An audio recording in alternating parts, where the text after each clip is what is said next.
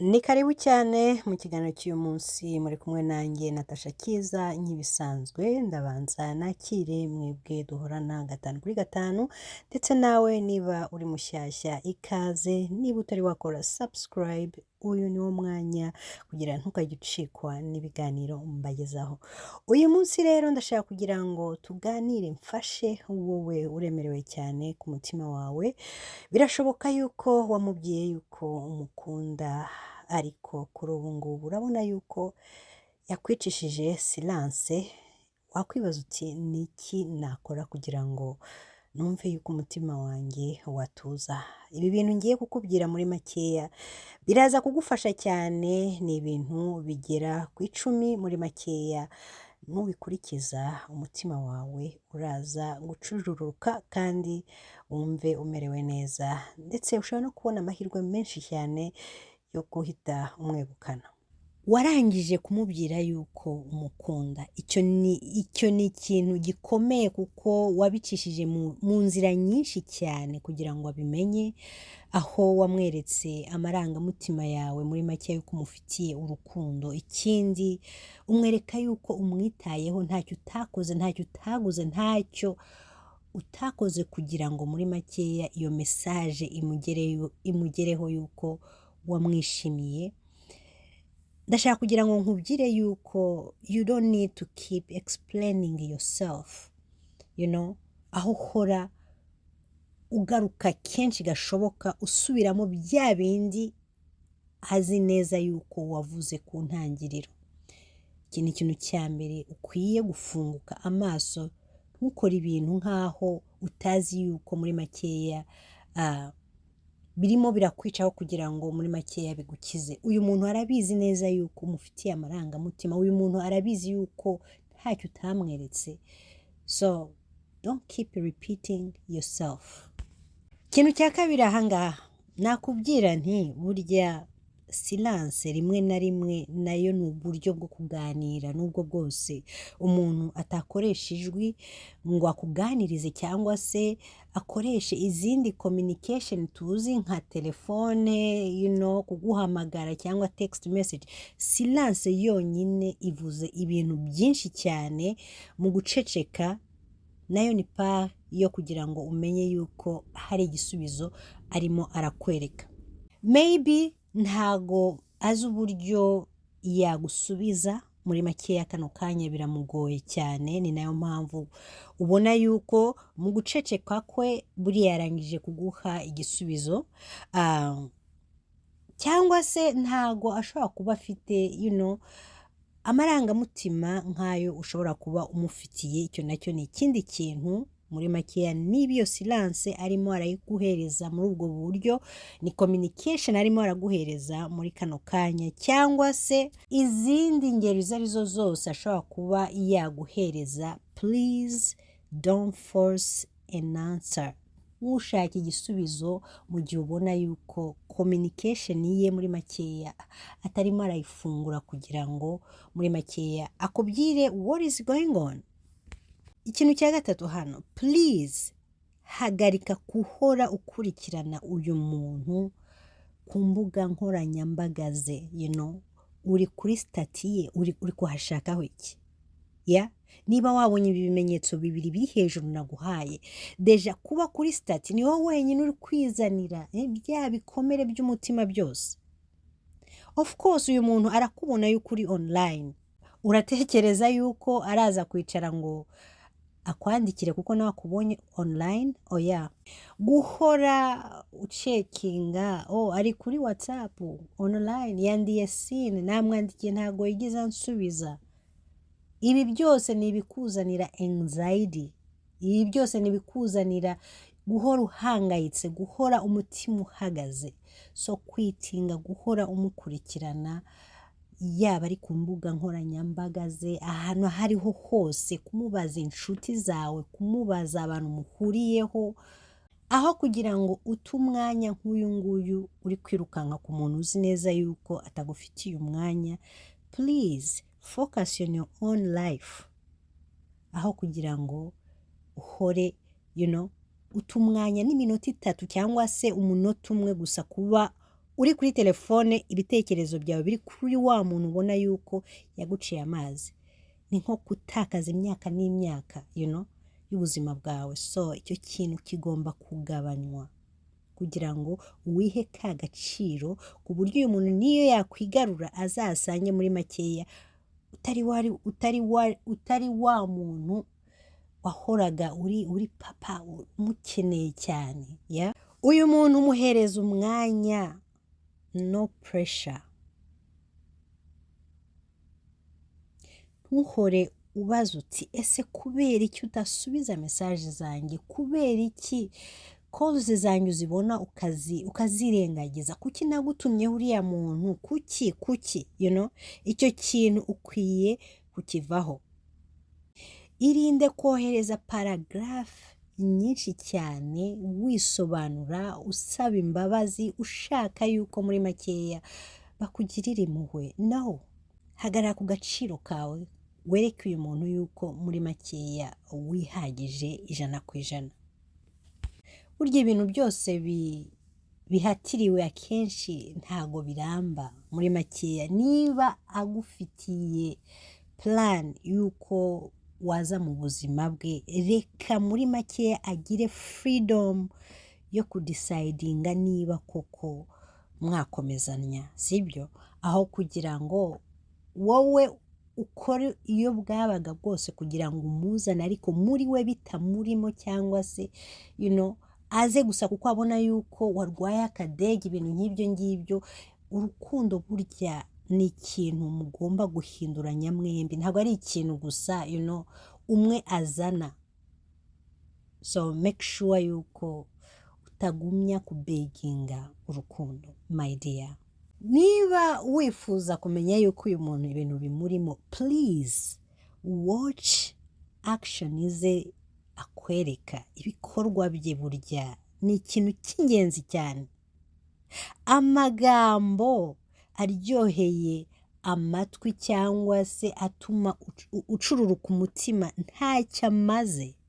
Uyu muntu niba ibintu bimurimo, niba yumva koko ashaka kugira ngo mukomezanye, icyo nkubwiye cyo azagerageza uko ashoboye kose hagati yanyu habe connection nziza cyane muri makeya, ikwereka yuko afite umwete cyangwa se effort yo gutuma uru rukundo rwanyu rukomezanya. Ikindi, itegereze ikintu cyitwa guhozanyaho cyangwa consistency. Ntabwo ukeneye kuba yakwereka yuko gusa agukeneye uyu munsi, niba wagize nayo mahirwe akakwitaba kuri telefone cyangwa se ugahirwa akagusohokana ukumva ijuru muri makeya uribayemo.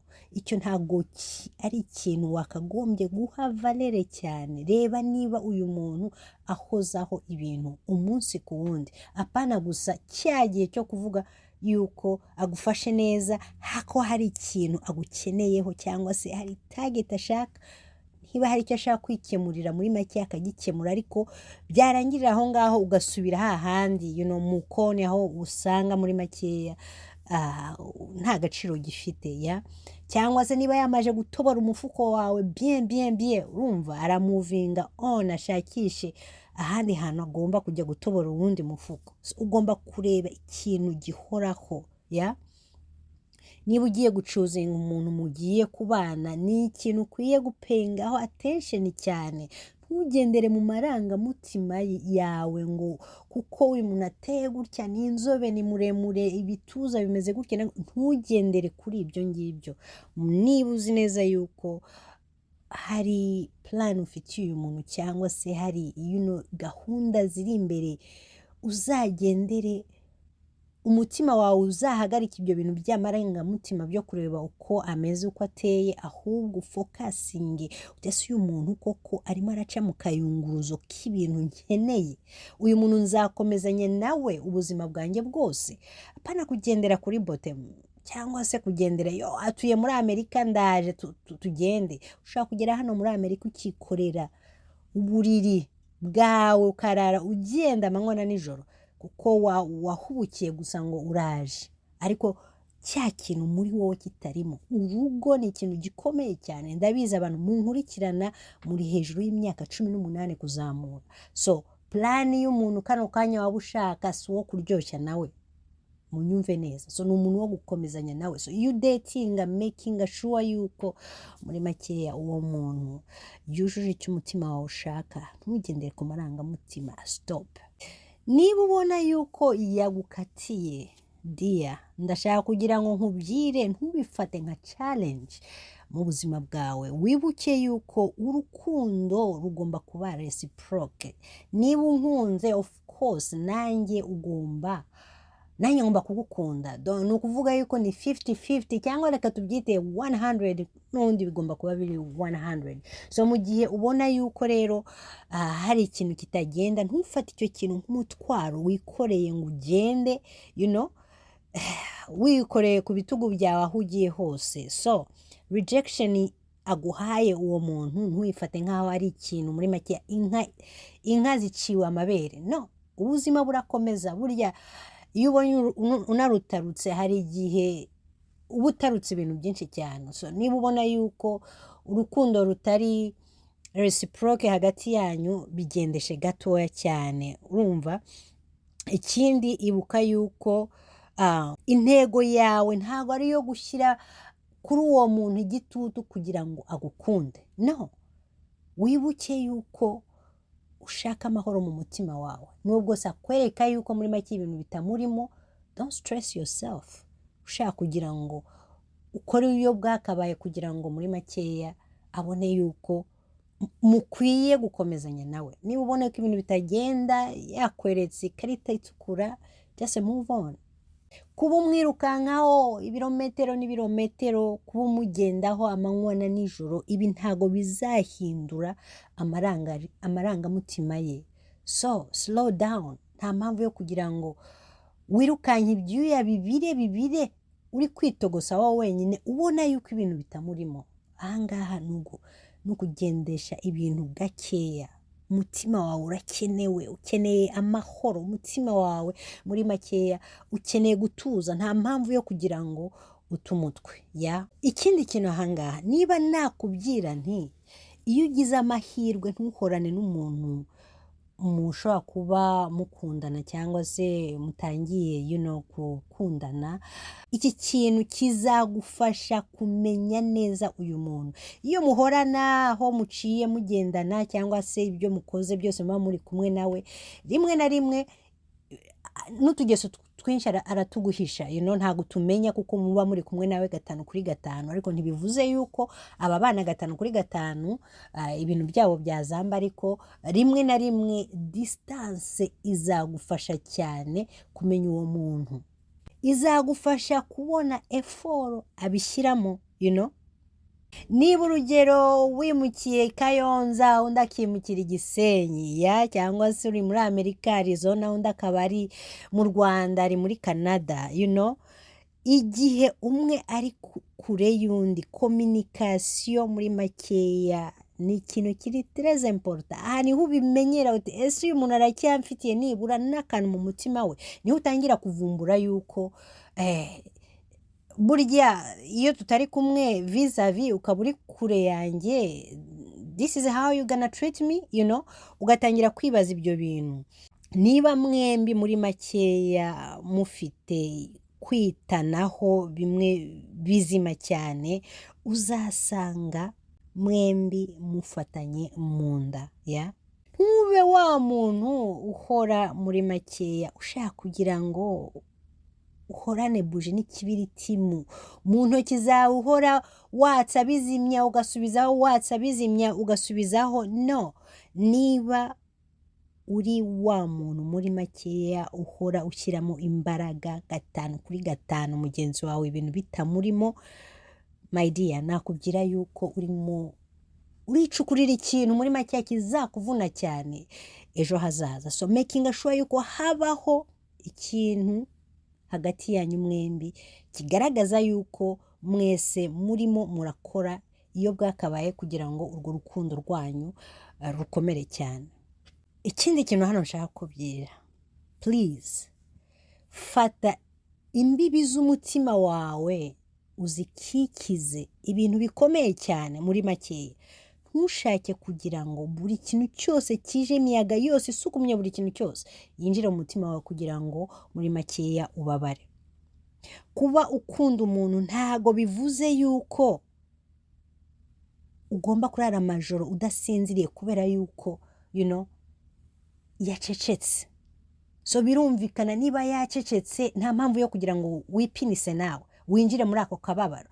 Umaze iminsi 5 uyu muntu umwandikira, wandika cyangwa uhamagara, yakublotse, yakubwiye amagambo ashaririye umutima.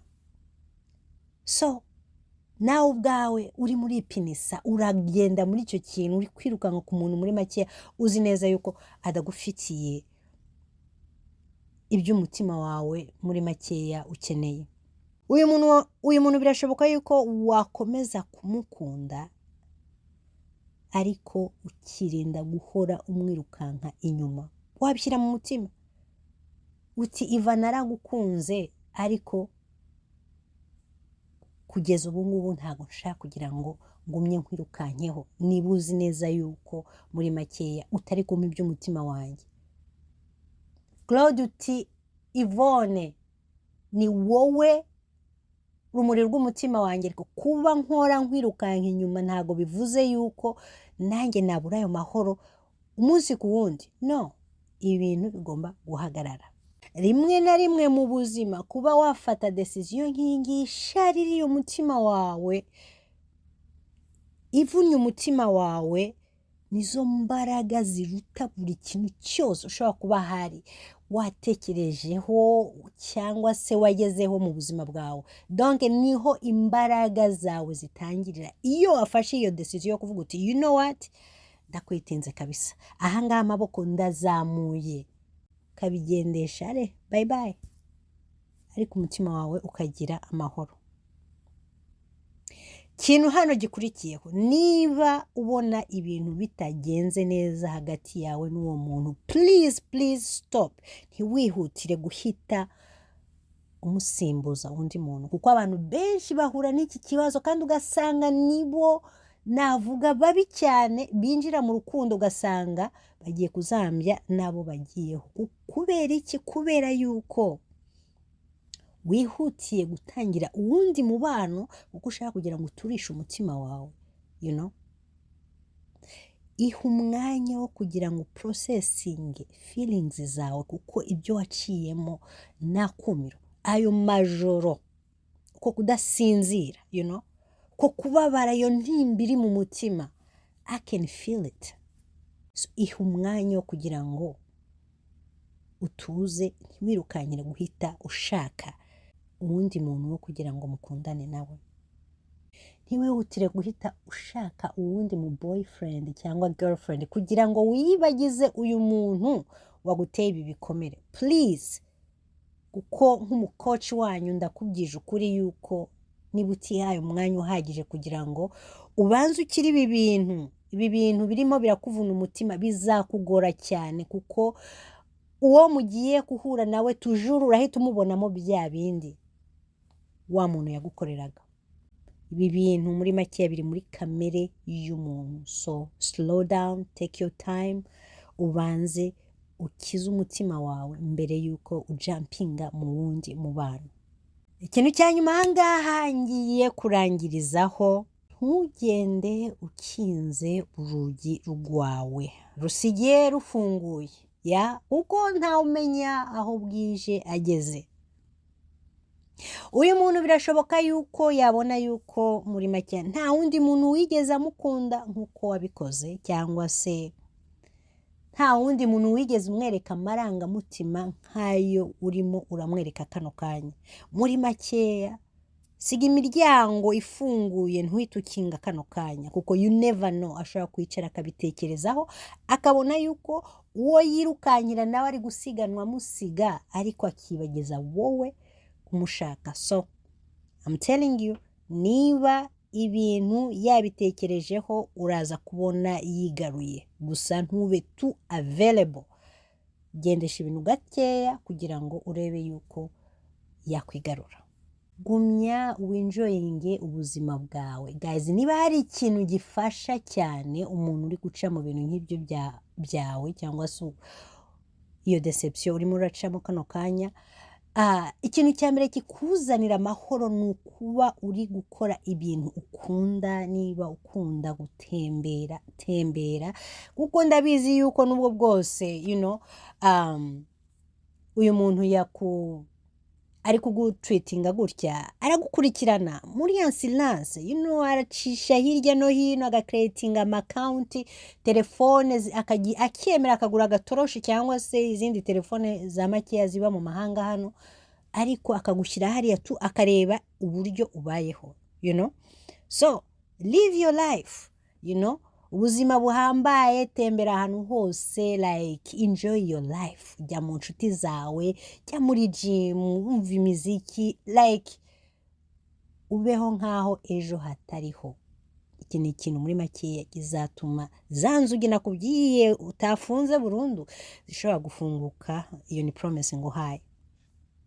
Niba ubona yuko kandi yigaruye, ndakwinginze ngo niba ugiye gufata decision zose uraza gukora, ntizize kubera amarangamutima ngo yongere ase nkaho abyukije za feelings zo warebaga uti maso y'inyana aragarutse, oh my god, bya bituza biragarutse. Urumva, please paying attention kuri actions z'uyu muntu ari kukwereka mbere yuko umugarura mu biganza byawe cyangwa se muri wa mutima wawe. Making sure yuko action ze arizo witegerezaho cyane. Bya bintu byose wamubonagaho, please gerageza ntubifokasingeho cyane, amataye, amafaranga, whatever. Reba action ze, umwitege nibura ikintu cy'amezi 2-3, ariko witegereza cyane ibikorwaho kugira ngo wite ku marangamutima cyangwa se uburyo atuma wiyumva. Iki ni ikintu kizagufasha cyane. Narangiza nkubwira nti wabwira umuntu uburyo wiyumva, ariko ntago muri makeya wamutegeka cyangwa se wamushyiraho agahato ahindure cyangwa se agire the same feeling nk'izo zawe. Ibuka toujours, niba wareruye ukamubwira uburyo wiyumva, igikurikiyeho nuko ubahereza umwanya wo kugira ngo babitekerezeho, urebe niba baguhaye yes cyangwa se baguhaye no. Ikindi ukwiye gukora nuko ugaha amahirwe umutima wawe cyangwa roho yawe mu guhora utumbera imbere yawe, apana guhora ushyira umutwe inyuma nka ya nkuru yo muri Bibiliya, aho wa muntu yagiye agahinduka umunyu. Just niba wavuze ibyo uvuga, ibyo birahagije, ubundi keep moving on, apana gukebuka urindira. Ibyo byose ni bituma umutima wawe ushabura. Yes, narangiriza ahangaha kuko hari umuntu wigeze anyandikira muri makeya ansaba yuko namugira inama ngendeye ku buryo mbona ababaye. Ndavuga ni ndabizi ko hari abantu benshi bashobora kuba bafite ikibazo nk'icy'uyu muvandimwe wacu. Ndavuga reka nkore iyi video muri makeya, ndabizi ko irafasha wowe urimo urahura n'ikibazo nk'iki ngiki. Niba umuntu muri makeya wakunze ubona yuko ari kukwicisha silence cyangwa se atakwitayeho muri makeya, ndashaka kugira ngo nkwibutse yuko uri uw'agaciro, utakwiye kwirengagiza. Burya iyo umuntu abona yuko uri umuntu uri easy muri makeya, akugenderaho nk'ikiraro, so nta mpamvu yo kugira ngo utange iyo option iyo winjiye mu bintu by'urukundo. Turi kumwe rero, nizere ko hari uwo iyi video ifashije. Nibigufashije wibuke wihereze thumbs up. Turi kumwe naho utaha, mwari kumwe nanjye Natasha Kiza.